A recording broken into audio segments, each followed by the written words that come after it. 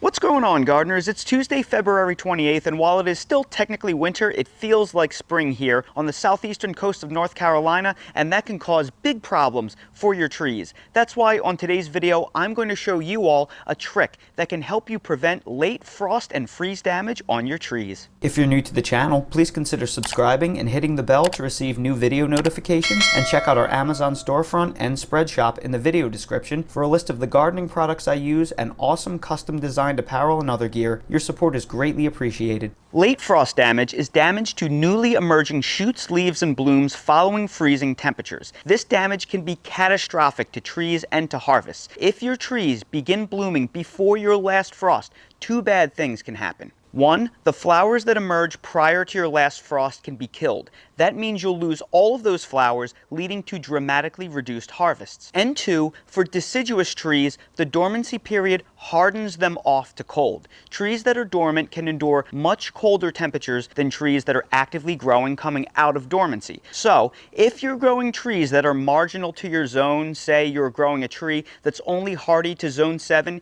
in a zone 7, if that tree wakes up early and it loses its cold tolerance by coming out of dormancy, it can be physically damaged and in some cases even killed. So what gives? Why are trees so prone to late frost and freeze damage? Shouldn't they have evolved to be prepared for this? Well, that's because many of the fruit trees we grow are non-native species, and they evolved to tolerate climactic patterns in their native region. Each continent has different climactic patterns, and there is even more regional variance within a continent. Let me explain. Air is coldest on Earth at the north and south polar regions. During winter, polar vortexes can become periodically unstable, and that allows cold air to escape the polar regions and flow to lower latitudes. In most continents, there are vast, relatively warm bodies of water between the polar regions that the cold air must flow over before it reaches land, which moderates the temperatures. Australia, for example, is separated from Antarctica by a vast ocean, which warms the cold air enough to make freezes very rare, except in areas of high elevations. The same thing is true for Africa, where a vast ocean warms the air before it reaches land. South America's ocean buffer is a little less, but it is still sufficient to make hard freezes rare outside of the most extreme high latitudes and higher elevations. A similar ocean buffer is in place for Europe. A vast ocean moderates Arctic air enough to give much of Europe a very mild climate. This is why most of England and Ireland is zone 9, despite being at 50 to 55 degrees latitude. Here in the Carolinas, we're mostly zone 7 and 8, despite being at 32 to 36 degrees latitude. Oceanic moderation is unfortunately not the case here in North America, where I live. There is no significant body of water between the Arctic and populated areas of North America. Canada acts as a land bridge that funnels cold air directly into lower latitudes with little moderation. When the polar vortex weakens and Arctic air outbreaks happen, hard freezes can occur all the way down to South Florida and central Mexico. Because of this, we are liable to have hard freezes here in the southeast all the way until April, where other continents at equal latitudes have been frost-free for weeks or even months. Trees native to North America evolved to compensate for this. Trees like these two pawpaw trees right here, which are native to where I live, don't break bud until very late in the spring. They know the potential for frost is still there, so pawpaw trees where I live tend not to have bud swell until late April, early May. Hey buddy, that's my boy.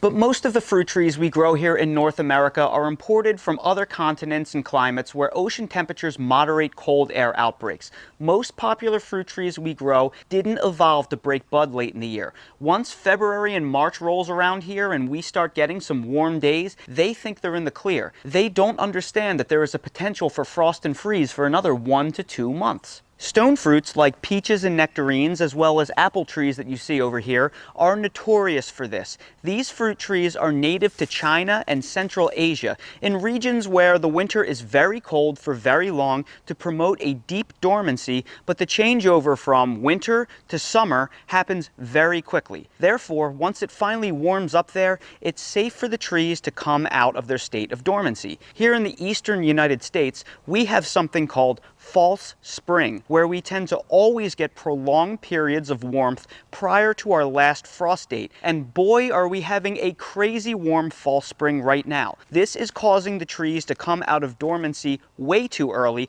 which is catastrophic for fruit production since it will prematurely expose the flowers to freezing weather. The longer the fall spring period, the higher the crop losses typically are. For me, the number one tree that I have this early bud break problem with are figs. Figs come from very warm regions of the Mediterranean where frost and freeze potential usually ends in February. These trees are beginning to bud in late February, which is right on schedule for their native climate. They don't realize that we're in the southeastern United States and we are all but guaranteed to have a few frosts and freezes in March. Fig trees are unique in their cold hardiness for a deciduous tree with a defined dormancy period because they didn't evolve to tolerate hard freezes in the spring thanks to the blissfully mild, temperate climate of the Mediterranean. When fully dormant, fig trees can tolerate temperatures into the teens with little or no damage. However, once they wake up from dormancy, they're basically as tender as a mango tree. A hard freeze at this point can potentially kill this tree all the way to its roots. So because this fig tree has woken up from dormancy, my options at this point are to either carry it inside the garage every time there's a threat of a frost or freeze, or take a risk and hope it survives and doesn't get damaged. I've lost many of those gambles, and last year I lost over a dozen trees that were killed back to the ground from a hard freeze in March, and they had to grow back from the roots. Trying to protect trees that emerge prematurely from dormancy is difficult at best, impossible at worst. It is difficult to shuffle all of your container trees indoors, and it is impossible to protect all of your in-ground trees. But what if there was a way to prevent your trees from breaking bud early? What if we could trick our trees into staying dormant longer? There has to be a way, so as an engineer, I decided to put my thinking cap on. Trees need two things to break dormancy: warmth and light. It's a combination of warming temperatures and longer days with more intense UV index that convinces trees to break dormancy. So if we can just restrict light and warmth to the trees, in theory, we can keep them dormant for a longer period. But how can we do that reliably and affordably? The same way that I kept my plants cooler last summer. Last year, I showed you how to use shade cloth to keep my container trees and vegetable garden cooler during summer. By building a tunnel and using cables to drape shade cloth overhead, I dramatically reduced the temperatures and solar intensity that was stressing out my plants. So, if this works during the summer, it has to work in the winter too, right? If I drape shade cloth over my problematic deciduous trees that tend to leaf out early, that will keep the sun off of them, reducing their exposure to warmth and solar intensity, thereby delaying bud break. And that is exactly what I did here. Figs are my biggest struggle where I live, and I've had this shade cloth draped over them ever since I pruned them in late December. This shade cloth is having two effects. One, it's keeping them artificially shady and cool, which is reducing the number of heat units they're accumulating over time, theoretically delaying their bud break. And two, it acts as a frost cloth. Yes, there are holes in the woven fabric, but it does a good job at keeping most of the frost off of the wood, which is never really a bad thing. Before I go any further, if you're interested in this exact shade cloth, I have it linked in my Amazon storefront down in the video description under the list Greenhouse Accessories. It is 40% shade cloth and it comes in a wide variety of sizes. Mine is several years old and it's very high quality and it's still like new, and the edges are grommeted to help secure it. Last year, all of my in-ground fig trees took massive damage from a late freeze at the end of March. More than half of them were killed to the ground, and the remainder lost about half the wood on the trees, and I had to prune them back very aggressively. It was such a bad late freeze, even my Asian persimmon took cold damage and I had to cut it back. So let's compare these in-ground trees over here to my other trees that are not protected with the shade cloth to see if this method really works. And please, just keep this in mind that fig trees are some of the most prone to breaking bud early, so they're going to be one of the most exaggerated cases of early bud break. This tree that you see right here is my in-ground Celeste tree that is in the front yard of my house, and it's budding out aggressively. This has never had any kind of shade cloth over it, so it's gotten full sun exposure and full exposure to this fall spring that we're having right now. And I'm going to have major problems with this tree right here. It is going to be highly prone to dieback because it is leafing out everywhere, and that is a major issue. Now we'll check to see how all of my fig trees have performed underneath this shade cloth, where you can see it's completely draped around the back as well. In fact, you can see clearly inside, you can see how deep that shade cloth runs, and everything is protected in there. The front of the shade cloth is held down with garden staples inside of the grommets, and most of the weight of the shade cloth is in the back so it doesn't blow off. So I'm simply going to go into the back of all the trees, pick up the shade cloth, and pull it off. And you'll see the way I had this set up is I just draped the shade cloth over my espalier trellis right here, but I put these plastic cups on top of them so every time the wind blowed, I wouldn't have these U-posts slice through the cloth. And look at this. This worked absolutely perfectly. All of my fig trees under here are completely undamaged, and there isn't a single sign of a bud swelling. You saw how bad the bud swelling was out in my front yard because of the warm fall spring we've been having and how my unprotected container figs are budding out. But look at this. Every single one of these trees, the buds have not even begun the swelling process. This is absolutely incredible. This has exceeded my wildest expectations. I thought this would work, but wow, did this work well. And there's actually no damage here either. The wood is totally fine. And that's because despite the fact that we got down to back-to-back-to-back nights of 18, 18, and 16 degrees, these figs took no damage. And that's because I was able to keep them well into dormancy. So this should be absolute proof positive that this method works. All of these fig trees are still perfectly dormant and they don't have a single sign of cold damage on them. Now let's check out my other container fig trees. Whoa, the Dale Express that has been that have been unprotected. As you can see, they're all beginning to leaf out as well. So this is in big trouble if we get some kind of late freeze. Ow, that was my leg. This one's starting to leaf out as well. However, I have a solution for the container fig trees as well. As another experiment, I decided I was going to take all of my container fig trees here and pile them up against the east wall of my house because that will give them a wind block and a little bit of enhanced protection, but also drape another shade cloth over them and hope that that would block out some of the sun and keep them dormant a little bit longer. So we can check out what these look like as well. Now the problem with container fig trees is because you relocate the root balls above ground, they heat up a lot more quickly because the roots are exposed to sun. The sun beats on the roots, so they tend to break dormancy faster in containers because the root balls warm up faster than they would otherwise in ground. And the problem that I have back here is due to the winds, the shade cloth in the back would constantly blow off.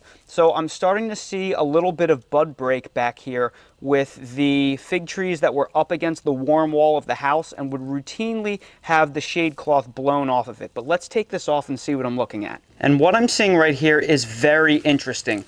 All of the fig trees that were in front and were covered by the shade cloth and away from the warm wall of the house, they are still completely dormant. There is no sign of bud swell on any of them at all. What is interesting is up against the back wall, all of the fig trees that are up against the brick wall of the house are starting to bud a little bit. And I think what happened was it's a combination of the shade cloth not being large enough and constantly blowing off, so they probably got more sun exposure. And also, this brick wall would absorb sunshine all day and then radiate it back to the figs at night. So I think the fig trees up against the back got way too much warmth and also had the shade cloth blow off of it too frequently. So they're probably getting too warm. So that's why I'm having bud break on them. But anything anywhere else is completely fine and they're all still dormant. So overall, you can see how dramatically successful this shade cloth is at keeping things dormant, and that's even with having a pickle barrel full of warm water here to just provide a little bit of cold protection. So I have to say, I am completely blown away by the results I'm seeing right now. I thought that the shade cloth would work to suppress the dormancy in the fig trees and keep them from coming out of dormancy too early with the warm temperatures, but I didn't think it would work that well.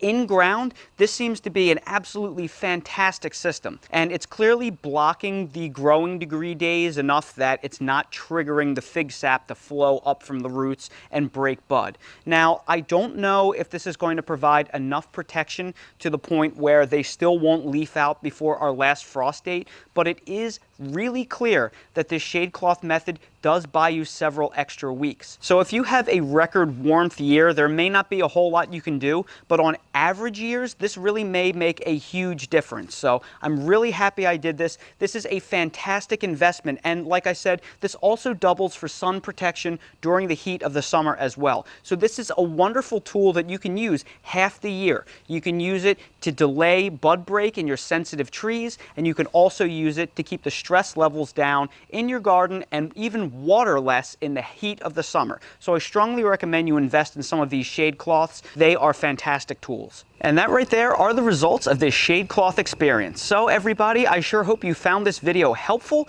If you did, please make sure to hit that like button, subscribe to the channel, and please ring that notification bell so you're notified when we release more videos like these. If you're curious about the shade cloth that I used in this video, as well as any of the other products that I use in my garden in general, they're all linked down below in my Amazon storefront in the video description. So expand that video description to see everything I use in real life. And while you're there, check out my spread shop for custom merch if you want to support the channel. Thank you all so much for watching, and I hope to see all of you again on the next video.